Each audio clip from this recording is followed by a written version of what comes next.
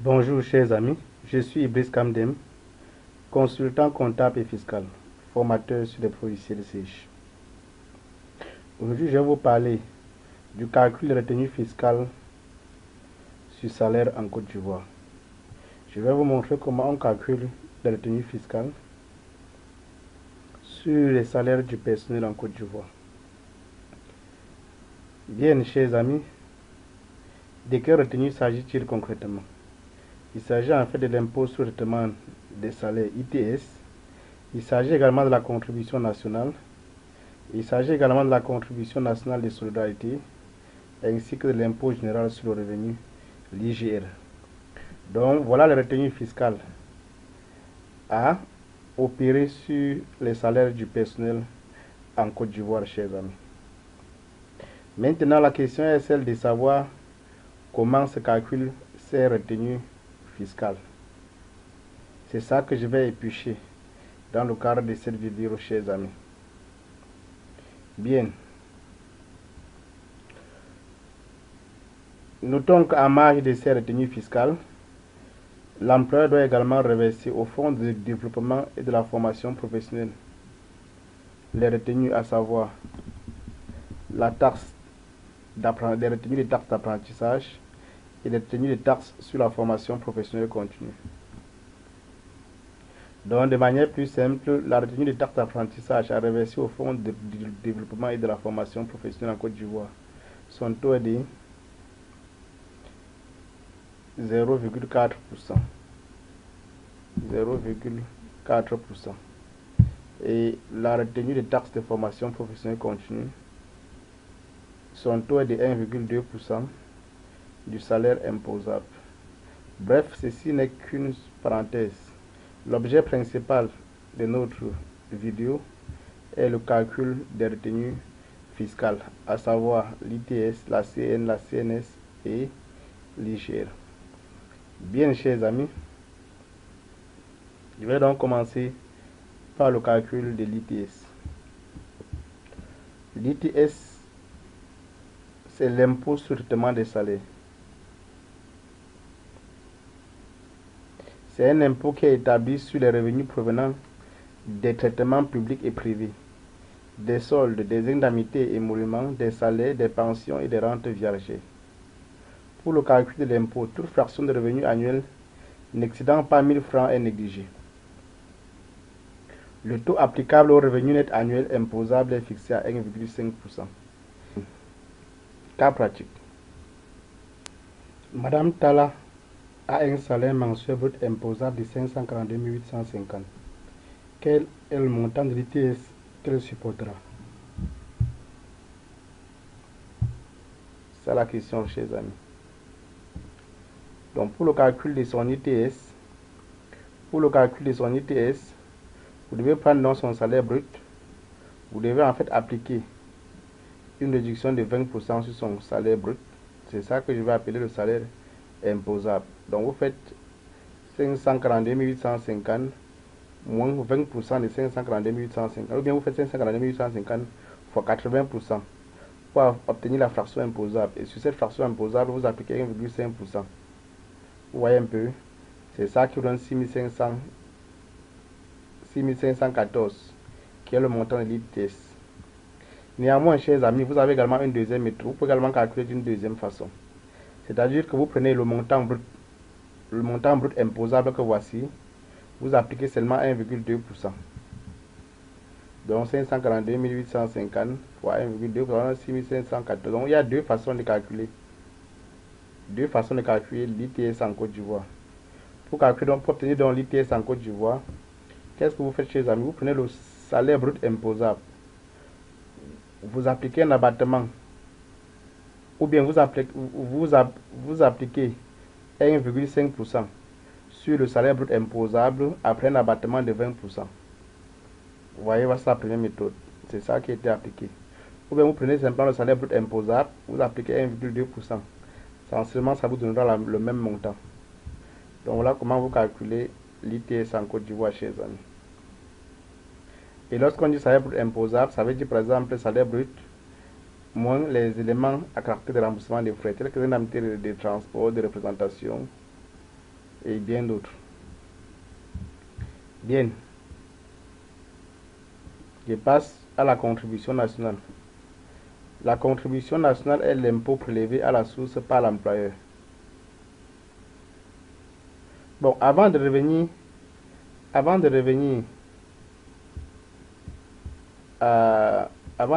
sur la contribution nationale, l'ITS, chers amis, que voici, vous devez noter que c'est une charge à la fois supportée par le salarié et par le patron, à hauteur de 1,2% chacun. Vous voyez un peu, donc le patron le supporte à 1,2%, le salarié le supporte également à hauteur de 1,2% du salaire brut imposable. Donc c'est également ce qu'il faut retenir, chers amis. Bien, je reviens sur la contribution nationale. La contribution nationale est l'impôt prélevé à la source par l'employeur. Elle subit une déduction forfaitaire de 20%. La contribution nationale est appliquée suivant un tarif progressif par tranche. Ainsi, nous avons tranche de salaire imposable de 0 à 50 000, c'est 0%. De 50 000 à 130 000, c'est 1,5%. Et de 130 000 à 200 000, 5%, puis 200 000, 10%. Bon, on prend un cas pratique. Puis le cas pratique, vous devez comprendre comment ça se calcule. Donc, on dit, madame, je suppose, madame Ondoa. Madame Ondoa a un salaire. Madame Ondoa a un salaire mensuel de base de 600 000 et une indemnité d'équipement 40 000 francs. Quelle est la contribution nationale due? Donc, pour avoir sa contribution nationale, vous prenez ces 600 000 francs,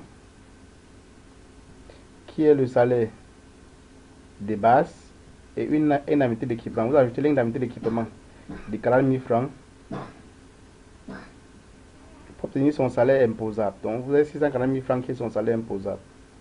Maintenant, sur ce salaire imposable, vous appliquez l'abattement de 20%. En appliquant l'abattement de 20%, ça vous fait 640 000 francs moins 20% de 640 000 francs. C'est ça qui donne 512 000. Puis vous faites simplement 640 000 fois 80%, ça donne 512 000. Voilà le montant imposable, 512 000. Maintenant, c'est ça que vous devez calculer en fonction des tranches. De 0 à 50 000, c'est 0%. De 50 000 à 130 000, ça va faire, vous faites la différence, vous appliquez 1,5%. De 200 000 à 130 000, vous faites la différence, vous appliquez 5%. De 600 000 moins 200 000, de 200 000 à 600 000, vous faites la différence, de bon, vous appliquez 10%. Donc, ça va vous donner ce qui suit. La première tranche va vous donner 0. La deuxième tranche va vous donner 1200. La troisième tranche va vous donner 3500. Et la troisième tranche va vous donner 3000. Ça va vous donner, il faut bien calculer. Hein. En calculant la troisième tranche, ça va vous donner 31 200. Maintenant, vous devez additionner la somme des montants trouvés dans chaque tranche. Ça fait 0 plus 1200 plus 3500 plus 22 200, ça fait 35 900. Voilà le montant de la contribution nationale, chers amis. Donc voilà comment se détermine la contribution nationale. En ce qui concerne maintenant la contribution nationale de solidarité, chers amis, comment elle se calcule? C'est ça la question du jour. Pour la contribution nationale de solidarité, voilà comment vous procédez. La contribution nationale de solidarité a été instituée par l'annexe fiscale de la loi des finances pour l'année 1982 pour venir en aide aux chômeurs. La contribution nationale de solidarité est un impôt qui devrait disparaître après 2 ans d'application, mais elle a été prolongée pour une durée indéterminée. Le taux est de 1% sur un salaire qui ne subit aucun abattement. Bien, maintenant je vais passer à la contribution nationale de solidarité. Ne pas confondre les deux, car ces deux éléments bien distincts. Notons que le taux de contribution nationale de solidarité, c'est de 1% du salaire imposable. 1% du salaire imposable. Vous voyez un peu. Donc, si par exemple, vous avez Madame Nana qui touche 843 450, on vous demande quelle est la contribution nationale de solidarité qui sera appliquée à son salaire. Vous faites également 843 450 simplement fois 1%. Ça donne 8 434. Cette somme sera réversée. Bien. Maintenant, je viens sur l'impôt général sur le revenu. L'impôt général sur le revenu. Comment est-elle calculée, chers amis? L'impôt général sur le revenu est un impôt qui frappe le revenu net global annuel des contribuables. Sous réserve des conventions internationales, l'impôt général sur le revenu est dû par toute personne physique ayant en Côte d'Ivoire une résidence habituelle.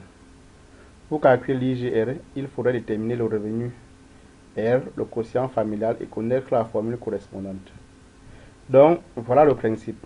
Pour calculer l'IGR, impôt général sur le revenu, il faudrait déterminer le revenu R, le quotient familial et connaître la formule correspondante. Voilà les trois procédures. Le revenu R se détermine comment? Vous faites 80% de A étant le salaire imposable. Donc, pour déterminer en fait l'IGR, il faut au préalable connaître le montant de l'ITS et de la contribution nationale. Donc, vous calculez d'abord au préalable l'ITS et la contribution nationale. Une fois que vous avez calculé les deux, pour avoir donc le revenu, vous faites 80% du salaire imposable, moins entre parenthèses l'ITS plus contribution nationale fois 80%. C'est ça qui vous donne le revenu. Maintenant, une fois que vous avez le revenu, vous déterminez le quotient. Et pour déterminer le quotient, vous devez maîtriser le nombre de parts de l'employé. Comment se détermine le nombre de parts de l'employé, chers amis? C'est ça que je vais vous montrer. Donc, vous faites le rapport entre le revenu et le nombre de parts, c'est ça qui vous donne le quotient. Et une fois que vous avez trouvé le quotient, vous devez regarder dans quelle tranche ça correspond. Vous voyez différentes tranches, dans quelle tranche ça correspond, puis appliquer, utiliser la formule de la tranche appropriée pour calculer l'IGR. Aussi simple comme bonjour. Vous voyez un peu, chers amis. Donc, voilà les différentes tranches. J'évolue.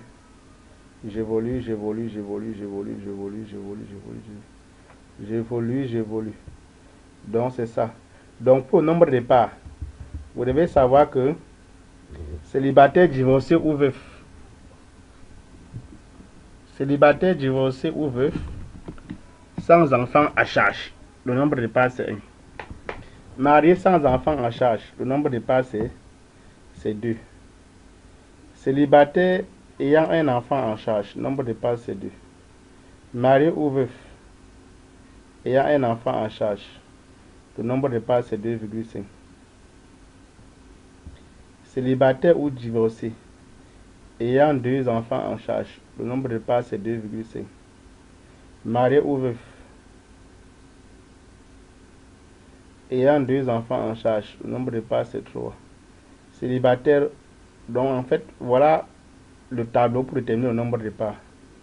Il existe encore une autre méthode plus simple que je vais vous montrer pour le calcul du nombre de parts, chers amis. Mais du moins, je peux vous rassurer que ce n'est pas compliqué.